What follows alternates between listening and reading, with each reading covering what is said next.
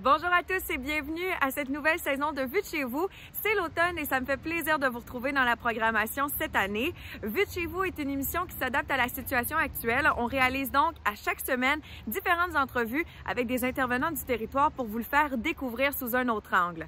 Pour ma part, on discute avec Pierre d'un événement qui en est à sa première édition, organisé par la Chambre de commerce de Stoneham et Tewksbury, le Grand Rallye de Stoneham. Bon visionnement! Tel que convenu, nous abordons le sujet du Grand Rallye de Stoneham, un événement qui est à sa première édition. Pierre, dans la présentation, je n'ai pas osé dire ton nom de famille. Est-ce qu'on peut commencer par bien dire ton nom? J'aimerais savoir comment on le prononce. Oui, en fait, ça a l'air plus compliqué que ça l'est vraiment. C'est Pierre Reichenbach. OK, bon. C'est d'origine suisse-allemande. Puis là, toi, tu résides à Stoneham, donc tu fais maintenant partie de la Chambre des commerces qui a changé de nom il y a quelques mois à peine. Ça fait combien de temps que tu es impliqué au sein de l'organisation? Ça fait environ 1 an que je suis impliqué dans la Chambre de commerce de Stoneham. Donc, anciennement, c'était connu sous la CAT. Donc, on est une nouvelle organisation depuis à peu près 1 an. Le Grand Rallye de Stoneham, ça se veut un événement qui a comme objectif quoi exactement? Le but du Grand Rallye de Stoneham, en fait, c'est qu'on veut vraiment mobiliser les entreprises, travailleurs autonomes de la région de Stoneham et les alentours. On veut vraiment promouvoir l'achat local. On veut faire connaître les entreprises parce que depuis quelques temps, on peut remarquer qu'il y a beaucoup de petites entreprises, beaucoup de travailleurs autonomes aussi qui vont venir s'établir à Stoneham. Donc, on n'a peut-être pas la chance de les connaître, particulièrement en ces temps-ci. Donc, on a trouvé une façon aussi qu'on voulait mobiliser la population de Stoneham, qu'on puisse partager, faire connaître les entreprises, qu'on puisse aussi faire du réseautage, bien sûr, tout en s'amusant et en respectant les règles sanitaires de la santé publique. Donc, comment va se dérouler le Grand Rallye? Est-ce que vous avez une date de fixée? Est-ce que ça se passe pendant plusieurs jours? Comment vous procédez? Oui, on va faire un vidéo de promotion prochainement pour annoncer aussi l'événement en grand sur nos réseaux sociaux. La date à retenir, c'est le 10 octobre. Donc, ça va se passer le matin pour un maximum de 3 heures. À midi, le rallye va se terminer, puis il va y avoir aussi un repas qui va être offert là, par la Maison des jeunes de Stoneham. En quoi ça consiste le rallye? Il va y avoir des épreuves pour apprendre à se connaître. Vous allez faire ça à quel endroit? Peux-tu vraiment nous expliquer le déroulement de ces 3 heures-là? Donc, il va y avoir des kiosques qui vont être mis un peu partout, qui vont être distancés. Il va y avoir des épreuves, que ce soit au niveau de mémoire, que ce soit au niveau de force physique. Donc, on veut vraiment que, exemple, si une entreprise de construction va avoir un kiosque, bien, qu'ils puissent aussi avoir une activité en lien avec leur domaine. Donc, que ce soit au niveau des énigmes, connaissez-vous bien la construction. Puis, il va y avoir des prix de présence. Donc, tous les dons, tous les profits vont être versés à un organisme aussi dans la communauté de Stoneham. En terminant, pour le Grand Rallye de Stoneham, 10 octobre, s'il y a des gens qui sont intéressés à en faire partie, qui ont envie d'avoir plus d'informations, comment ils procèdent? C'est super simple. Vous pouvez nous contacter soit par notre page Facebook, la Chambre de commerce de Stoneham, ou vous pouvez m'écrire directement, pierre.reichenbach@sunlife.com. Puis on va être en mesure de vous aider, de vous expliquer aussi en quoi consiste le Grand Rallye, y aller aussi plus en profondeur. Puis on est toujours aussi encore à la recherche de partenaires, de commanditaires, de gens qui veulent s'impliquer aussi. Donc, c'est là qu'on a vraiment besoin de notre communauté, de pouvoir s'engager aujourd'hui. C'est ça qui va faire la grande différence si on veut réussir tous ensemble. Bien, merci beaucoup, puis au plaisir de se reparler prochainement. Bien, merci beaucoup à toi, Mélissa. Vue de chez vous est aussi une occasion de découvrir des gens qui résident ici. C'est ce qu'a fait Alicia avec cette immigrante du territoire. Alors, me voici avec Adriana Markovic, qui est une immigrante française qui habite au Québec depuis 10 ans et qui est installée au Lac-Saint-Charles. Et Adriana, ce qui est vraiment super intéressant dans ton parcours de vie, c'est que, bon, tu viens de la France, mais tu as aussi des origines yougoslaves. Tu as travaillé plusieurs années en Suisse. Puis moi, je suis curieuse de savoir qu'est-ce qui t'a amené ici au Québec? L'amour, un Québécois. Mais il faut dire que depuis l'adolescence, j'ai toujours été charmée par l'accent québécois. Donc toutes les émissions en France sur TV5 Monde qui passaient sur le Québec m'ont toujours inspirée. Puis j'ai toujours aimé regarder tous les documentaires qu'il y avait sur le Canada, mais particulièrement le Québec et même la série télévisée qui était diffusée en France, Catherine, puis qui était même sous-titrée parce qu'on ne comprenait pas tout le québécois. Donc c'est pas mal une passion, une affinité depuis plusieurs années. Et quand j'ai rencontré mon premier Québécois en 2006, il est venu s'installer en Europe avec moi, donc en France, dans la région de la Haute-Savoie, à Annecy. Puis dans la crise économique de 2008, il est retourné en 2009 finalement. Il est revenu ici au Québec, puis je l'ai rejoint en 2010. Et comment ça s'est passé ton arrivée au Québec? Alors, j'avais la chance d'être dans un programme où je pouvais obtenir un permis vacances-travail. Puis, j'ai décidé de vendre tout mon appartement, mon auto, de terminer mes emplois là-bas. Puis, je me suis laissé 1 mois pour venir m'installer, et même 2 semaines pour trouver un emploi. Puis, j'ai eu la chance, comme la Ville de Québec est un bassin économique très dynamique, j'ai eu la chance d'avoir plusieurs opportunités. Puis, au bout de 2 semaines, j'ai choisi d'aller travailler chez Groupe Perspective, qui était une de ces opportunités. Et j'ai eu la chance de découvrir justement le marché du travail, puisque mon emploi était à l'époque dans le recrutement et dans les firmes de recrutement. Donc, c'était vraiment tout un nouveau monde, en fait, qui s'ouvrait à toi. Est-ce que tu te souviens un peu des différences culturelles qui t'ont marqué peut-être quand tu es arrivée? Alors oui, il y en a eu beaucoup, mais j'ai toujours aimé la culture québécoise dès que j'ai commencé à être touriste en 2006 au Québec. Puis j'ai observé vraiment une plus grande, la chaleur humaine des Québécois. Mais moi, mes origines, mes parents étant de l'ex-Yougoslavie, sont quand même des gens très chaleureux. La France, j'ai quand même été entourée toujours de la culture française très chaleureuse également, et en Suisse également. Mais au Québec, il y a une forme de chaleur, mais dans la simplicité de la relation humaine. Tout est facile, tout est léger. Et puis, les principales différences, c'est que moi, j'avais l'habitude de me sentir libre de parler et d'exprimer mes opinions très directement. En France, il y en a beaucoup qui disent on ne s'engueule pas, mais on s'explique. Donc là, j'ai appris qu'il y a peut-être un moment où on peut mieux adapter notre communication, puis choisir et nos batailles et choisir le meilleur moment pour communiquer. Ça a été, dans les premiers mois professionnels, ça a été ma plus grosse observation et ma plus grosse différence. Ce qui est intéressant, c'est que tu es officiellement canadienne depuis cette année. Exact. Très fièrement. C'est un grand saut. Oui, ça a été 10 ans. Normalement, ça ne prend pas autant de temps. On peut y arriver en 5 ans pour ceux qui sont qui veulent le faire plus rapidement. Moi, j'ai eu la chance d'avoir le permis vacances-travail après des permis jeunes professionnels renouvelés. Puis j'ai eu ma résidence permanente que j'ai renouvelée également. Puis en même temps que je la renouvelais, j'ai parti le processus de citoyenneté. Et là, ça a pris à peu près 18 mois, 18 à 20 mois pour obtenir officiellement ma citoyenneté en janvier. Donc oui, très fière d'être binationale maintenant. Bravo. Et j'aimerais savoir, pour terminer, qu'est-ce qu'on peut te souhaiter? Où est-ce que tu en es là, dans ta vie? Tu vas rester au Québec? Qu'est-ce qu'on peut me souhaiter?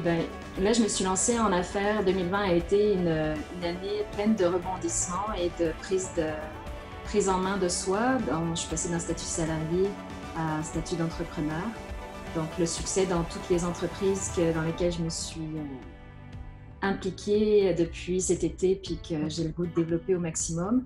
Mais je me suis toujours considérée quand même citoyenne du monde, parce que quand tu nais dans un pays comme en France, puis que tes parents sont d'origine, sont des immigrés eux-mêmes, tu es la première génération qui est née sur un autre territoire, et que tu travailles essentiellement dans un autre pays frontalier, sincèrement, tu te considères plus comme citoyenne du monde que surtout quand quand tu finis par immigrer toi-même dans un autre pays. Donc, je ne sais pas si dans la vie, je vais pas chercher à immigrer dans une autre région ou destination de ce monde, mais en tout cas, c'est sûr les explorer, alors à suivre. Ben, on te souhaite la meilleure des chances dans la vie, mais aussi en tant que nouvelle entrepreneur. Puis, merci beaucoup pour ton temps aujourd'hui. Merci beaucoup, Alicia. Bonne journée. À Sainte-Brigitte-de-Laval, Chloé s'est intéressée à nous présenter le Garage Occasion Ville de Québec et son propriétaire, Carl Tremblay. Bonne écoute! Carl Tremblay, t'es propriétaire de chez Occasion Ville de Québec, ça va bien? Oui, ça va super bien, toi? Bien sûr, j'avais envie de te parler parce que toi, tu es un entrepreneur à Sainte-Brigitte-de-Laval. Tu as décidé de partir ta business il y a combien de temps? On a démarré le 1er août 2014. OK, fait que ça fait un petit bout. Parle-nous un peu des débuts parce que ça a fait une ascension assez impressionnante, mais parle-nous là, du début de ton entreprise. Ben écoute, les débuts, c'était un peu rocambolesque dans le sens que quand j'ai démarré Occasion Ville de Québec, mon objectif, c'était d'avoir un nom qui était connu d'un peu partout de la province. Que c'était pas compliqué et facile à trouver. Et ce que je voulais, c'était éventuellement grossir. Donc, tout a été pensé en fonction de ça. Il fallait que ça sonne big dès le départ. Exactement. Le but, c'était d'acquérir une certaine notoriété et une confiance de nos clients. Puis maintenant, tu as 3 entreprises. Tu es copropriétaire de 2 autres garages en plus de celui à Sainte-Brigitte-de-Laval. Exactement. Donc, à partir de il y a 2-3 ans, on a eu d'autres succursales qui sont venus nous rejoindre. Donc, on a Longueuil, Occasion Ville de Longueuil qui est avec nous, puis on a Occasion Ville de Sept-Îles depuis 1 an et demi aussi. Donc, ça a commencé avec un petit terrain. Là, vous êtes situé à quel endroit? Là, on est au 9 avenue Sainte-Brigitte, à Sainte-Brigitte-de-Laval, à la limite de Beauport, tout de suite au début de l'avenue Sainte-Brigitte. Puis vous avez un pas mal plus gros garage maintenant. Il y a combien d'employés pour toi? Ah, c'est sûr qu'on est vraiment mieux installé. On a à peu près une dizaine d'employés temps plein chez nous, puis avec quelques temps partiels aussi. Parle-nous un peu de tes services. Qu'est-ce que vous faites exactement? Bien, chez nous, c'est qu'on fait au complet la revente d'un véhicule d'occasion. Donc, ce qu'on va faire, c'est qu'on va faire affaire avec des concessionnaires de véhicules neufs. On va reprendre les échanges qu'eux reprennent. On va les acheter, on va les reconditionner, donc inspection mécanique. On va faire toutes les réparations qu'on va trouver, les remettre à jour, les entretiens. Et on va s'occuper aussi de faire une remise à neuf esthétique complète. Quand je parle de complète, c'est autant un polissage de la grandeur compound. Donc, c'est une journée au complet par véhicule lors de la remise à neuf pour s'assurer que le véhicule soit impeccable. On fait la vente de ces véhicules-là. On offre le financement autant en crédit régulier qu'en crédit spécialisé. Il y a des gens qui viennent de partout au Québec, à Sainte-Brigitte-de-Laval, pour avoir tes véhicules parce que, justement, ils s'assurent d'une qualité, contrairement aux véhicules qu'on achète directement d'un particulier sur Internet. Puis aussi parce que tu as des bons véhicules. Tu t'es fait une renommée là-dessus. Exact. Donc, au départ, la mission de l'entreprise puis toutes les valeurs qu'on a inculquées étaient super importantes. Donc, ce qu'on voulait, c'était vraiment de s'assurer que si on allait vendre un véhicule comme si c'était à un membre de notre famille. Donc, notre client, on le traite comme si c'était un membre de notre famille. On s'entend que dans notre famille, on ne voudrait pas qu'il ne soit pas content, puis qu'il y ait des déceptions, puis qu'il y ait Donc, on s'assure que les clients soient un véhicule impeccable. Donc, on s'est bâti une réputation extrêmement solide à la grandeur de la province. On a des clients qui viennent de partout. On a des avis Facebook de 5 sur 5. Fait que, honnêtement, ça va super bien. Les gens viennent de loin autant que de proches, puis on est super contents de ça. Vous faites l'achat aussi de véhicules. C'est quoi l'avantage? Supposons que moi, j'aurais un véhicule à te vendre. J'arrive chez toi et toi, tu t'occupes de tout? Oui, vous pouvez aussi nous vendre votre véhicule. Si, exemple, vous n'en avez plus besoin parce que, bon, transport en commun, déménagement, vous avez un véhicule de trop, vous pouvez passer nous voir. On va faire une évaluation selon les dommages et réparations qu'il y a à faire, la valeur du marché. Donc, on va faire une estimation qu'on va respecter, on va s'assurer de respecter ce qu'on dit. Puis, on peut désimmatriculer votre véhicule ici sur place parce qu'on est on est comme un peu mandataire de la SAAC, on a un service SACLIC.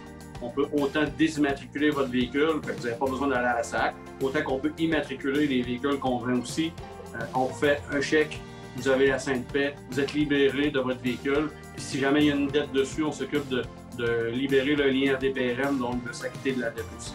On invite les gens de Sainte-Brigitte-de-Laval, Beauport, à venir te visiter. Puis sinon, aller faire un tour justement sur ton site internet occasionvilledequebec.com ou encore ta page Facebook parce qu'ils vont voir justement, entre autres, les photos de tes véhicules. Ça fait vraiment professionnel. Donc, on sent dès notre visite sur ton site ou sur ta page Facebook que vraiment, on va être servi avec un service de qualité.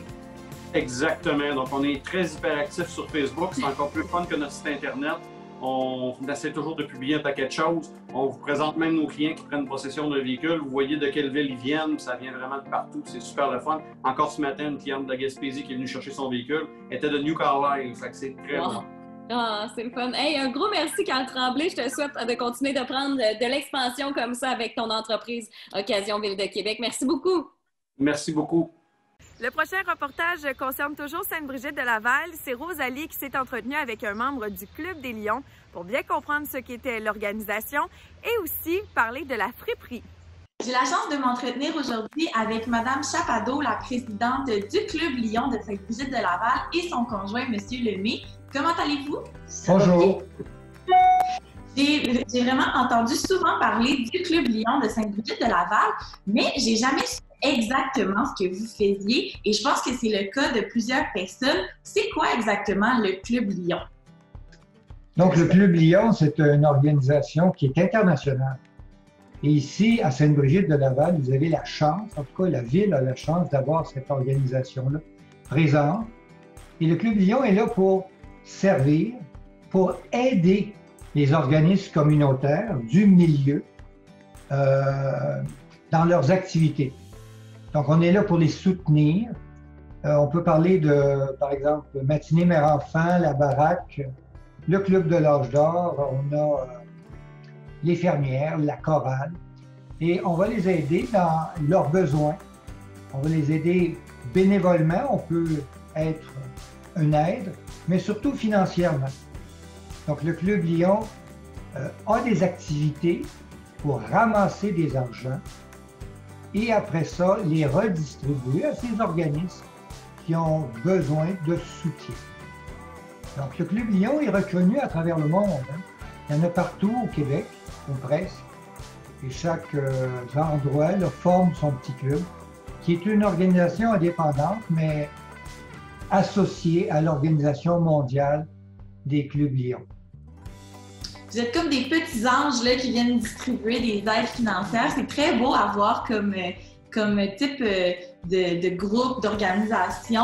Et qu'est-ce que vous y faites exactement comme genre d'activité de financement ou comment vous recueillez cet argent-là pour la redistribuer ensuite?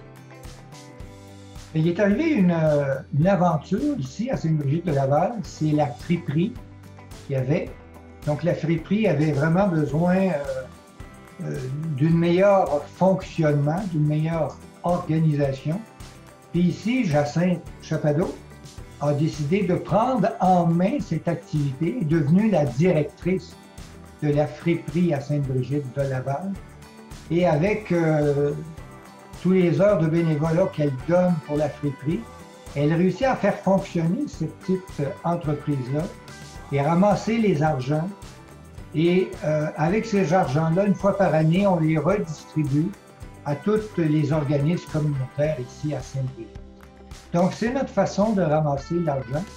Il peut y avoir d'autres activités, mais la friperie demande beaucoup de temps, beaucoup d'investissement.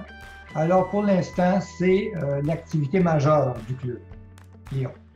Et vous, Mme Chapadeau, c'est quelque chose qui vous tient à cœur, cette friperie-là, j'imagine. C'est quelque chose qui est gros dans votre vie, j'imagine, avec tous les heures que vous donnez. Oui, c'est parce que quand je suis arrivée à Sainte-Brigitte, ça fait 8 ans qu'on est à Sainte-Brigitte. Quand je suis arrivée à Sainte-Brigitte, on a créé, il y a eu la création du Club Lion. Le besoin que je voyais le plus pour les gens de Sainte-Brigitte, il n'y a pas d'entreprise, il n'y a pas rien qui peut les aider, commanditer les organismes. Fait que, rendu à Sainte-Brigitte, c'est ce qu'il faudrait, c'est d'aider les organismes, puis s'entraider ensemble. Tu sais, les bénévoles, c'est pas facile de trouver des bénévoles. Fait que bien souvent, si tu dis que tu es bénévole avec eux autres, on s'assemble ensemble pour une activité, ça va les aider. C'est comme ça que puis, l'environnement est là, tu sais, il y a toutes plein de choses là, qui s'entourent par rapport à ça. Puis les gens en ont besoin. Puis ça aide beaucoup, ça fonctionne très bien. Oui, la friperie est une petite entreprise qui, comment je peux dire, souvient à des besoins vraiment importants pour la communauté. Il y a beaucoup de gens, évidemment, qui sont en difficulté, surtout avec la pandémie qu'on a vécue. Alors, il y a vraiment des besoins. Il y a beaucoup, en tout cas, on a plus de clients qu'on avait avant parce que les besoins sont plus grands. Alors, ils viennent à la friperie trouver un morceau de linge, des souliers pour les enfants. Dernièrement, on avait une vente spéciale de tout l'équipement sportif, des casques pour le hockey, par exemple, pour le sport et tout de suite. Donc, il y a beaucoup de gens à Sainte-Brigitte qui se plaisent à venir à la friperie pour acheter des besoins essentiels, des vêtements, un manteau, ainsi de suite. Pour les gens qui voudraient suivre vos activités, connaître vos activités, que ce soit pour faire du bénévolat ou seulement pour voir ce que vous faites, il y a moyen de le faire, j'imagine, via la page Facebook du club. La page Facebook, oui, va donner les activités qui sont récentes. Là. Il va publier des choses qui se passent. Et le site web va donner une vue générale du club. Donc, les deux sont complémentaires, oui. On est présent autant sur Facebook que sur le web. Donc, on invite les gens là, qui seraient intéressés soit à faire partie du club ou à seulement voir là, ce que le club fait pour la communauté parce que c'est vraiment de très beaux gestes que vous posez. À visiter la page Facebook et le site web. Et merci beaucoup pour ce que vous faites. C'est de très belles initiatives. C'est vraiment un très beau club. Vous êtes comme des petits anges qui venaient déposer des sous à des gens qui en ont besoin. C'est vraiment très beau à voir. Merci beaucoup d'avoir participé à l'émission aujourd'hui. Et on souhaite que le Club Lyon là, demeure très longtemps à Sainte-Brigitte-de-Laval.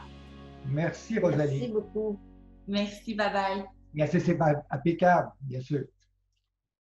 Si vous cherchez des idées d'activités à faire pour l'automne, sachez qu'à Lac-Beauport, la programmation des loisirs est de retour. On s'est adapté à la situation de la pandémie mondiale et on a organisé des cours qui respectaient toutes les normes sanitaires.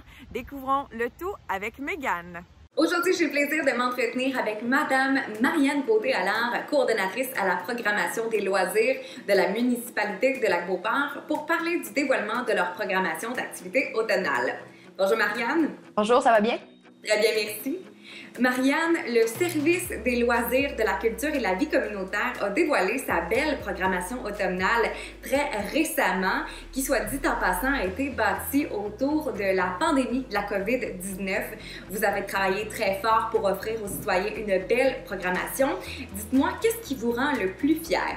C'est sûr que la principale fierté, en fait, c'est d'avoir été en mesure d'offrir une programmation là, avec toutes les difficultés qu'on a connues dans les derniers mois. Donc, ça a été vraiment un gros défi là, de comprendre qu'est-ce qu'on pouvait faire en tant que municipalité, s'assurer d'offrir une programmation sécuritaire pour nos participants, mais aussi nos formateurs et nos surveillants. Il y a beaucoup de personnes là, reliées à ça. Donc, tu sais, ça a été là, de se tenir au courant évidemment, là, de tout ce qui se passe. Puis c'est toujours en perpétuel mouvement. Là, donc, d'avoir réussi à faire une programmation avec une vingtaine de formateurs, une trentaine d'activités, là, déjà en soi, c'est quand même une petite fierté. Marianne, vous avez un fabuleux éventail d'activités que vous proposez autant aux jeunes qu'aux moins jeunes. Dites-moi, à quoi ressemble votre offre de service pour l'automne? On est content parce qu'on a réussi à maintenir la très grande majorité des activités qui sont proposées normalement pour les sessions d'automne. Donc, dans les principales, on pense au taekwondo, aux activités d'entraînement physique, donc des cardio-hits, des entraînements en plein air, des choses comme ça. On a aussi notre habituel gymnastique là, qui est très populaire à Lac-Beauport. Puis, on a même des nouveautés, en fait, là, des cours de dessin à la carte qui sont ajoutés. On maintient plusieurs petites programmations à la carte, en plus de nos activités qui durent pour la session complète, donc pour 10 semaines. Cet automne, est-ce que les places disponibles aux diverses activités sont plus restreintes qu'à l'habitude? Oui, c'est sûr qu'on a dû faire de l'ajustement. Donc, dans nos plateaux qui sont habituels, on a diminué de certains pourcentages. Là, je vous dirais que ça retourne autour du 50 % qu'on est habitué. Puis, quelque chose qui fait changement, c'est qu'on a On a traversé beaucoup de nos activités au club nautique, donc le local est un petit peu plus petit de base que certains locaux auxquels on est habitué. Donc, il y a eu effectivement une diminution du nombre de participants de par la restriction des autres locaux. Cette année, de quelle manière est-ce que les participants vont pouvoir s'inscrire à ces diverses activités qui sont proposées par la municipalité de Lac-Beauport? Ça va être possible de le faire seulement sur notre site Internet. Donc, on n'aura aucune inscription en personne, évidemment, dû au contexte actuel. Donc, les gens qui veulent s'inscrire vont devoir aller sur notre site Internet et cliquer sur le lien pour la plateforme Voilà. Les gens devront avoir un compte. Tout est déjà d'ailleurs mis en ligne. Les gens peuvent déjà créer leur compte. Marianne, jusqu'à quand est-ce que les citoyens vont pouvoir s'inscrire aux diverses activités que vous proposez cet automne? Les gens vont pouvoir s'inscrire jusqu'au vendredi, le 25 septembre, jusqu'à 23h59. Habituellement, les non-citoyens ont aussi la chance de s'inscrire aux activités proposées par la municipalité de Lac-Beauport. Dites-moi, Marianne, est-ce que c'est encore le cas cette année? Oui, c'est encore possible. C'est possible les 23, 24 et 25 septembre prochains. Donc, ça, c'est la période pour les non-résidents. Puis, on a une entente aussi avec les résidents de Stoneham et des Cantons Unis qui, eux, bénéficient du tarif résident. Pour le faire, normalement, on demande aux gens de se présenter en personne au bureau. Là, cette fois-ci, évidemment, les bureaux sont fermés, donc ça va être important là, d'appeler au service des loisirs avant de faire l'inscription pour pouvoir bénéficier du tarif résident. Évidemment, tous vos cours seront donnés en respectant les consignes sanitaires émises par le gouvernement du Québec. Mais de votre côté, à la municipalité de Lac-Beauport, est-ce que vous avez préparé un feuillet d'information ou encore un guide que vous allez pouvoir remettre aux usagers de vos diverses activités automnales? Oui, en fait, là, déjà, dans notre programmation qui est affichée sur notre site Internet, on a un petit encadré qui s'appelle le mot du service des loisirs, de la culture et de la vie communautaire. Donc, on a fait déjà un premier jet pour expliquer aux gens comment est-ce qu'on prévoit s'ajuster pour la programmation, qu'est-ce qu'on a fait. Donc, on l'a nommé là, les mesures de distanciation sociale qui doivent être à respecter, donc une diminution du nombre de personnes par cours, désinfection des locaux, du matériel qui est fréquemment touché, puis des affiches là, dans les bâtiments avec du purel ou du désinfectant. Puis, on demande aux participants quelques mesures à respecter aussi. Et ces consignes-là vont être mises dans un guide du participant qui va être disponible sur notre site Internet, donc qui est justement là, en construction. Puis, lorsque les gens vont s'inscrire, avant de passer finalement à l'étape du paiement, ils vont devoir cocher comme quoi ils ont bel et bien pris connaissance de ce guide-là. Donc, ça demande aux gens là, une petite 2 minutes de lecture, mais comme ça, on va s'assurer là, que tout est conforme et que tout le monde va être en sécurité pour l'activité. Normalement, tout au long de l'année, la municipalité de Lac-Beauport organise une foule d'activités pour animer ses citoyens. Si on pense à la fête d'Halloween, la féerie Noël, le marché Noël et encore plus, dites-moi, Marianne, est-ce que c'est encore des activités qui auront lieu cette année malgré la pandémie de la COVID-19? C'est sûr que ça bouge beaucoup. On suit de très près là, les consignes du gouvernement en lien avec les événements. Donc, en fait, je vous invite tout simplement à suivre notre site Internet pour voir qu'est-ce qui va se passer avec ça. Merci beaucoup, Marianne, pour votre temps. Évidemment, on invite les citoyens ainsi que les non-citoyens à visiter votre site Internet lacbeauport.net pour s'inscrire aux activités automnales. Ils ont jusqu'au 25 septembre prochain. Et pour rester à l'affût des activités qui auront lieu au cours de l'année à Lac-Beauport, ils peuvent s'abonner à votre page Facebook. Merci beaucoup, Marianne, pour votre temps et je vous souhaite une excellente journée. Merci beaucoup d'avoir visionné la première émission de cette nouvelle saison de Vue de chez vous. On va se retrouver la semaine prochaine avec d'autres entrevues réalisées chez nous.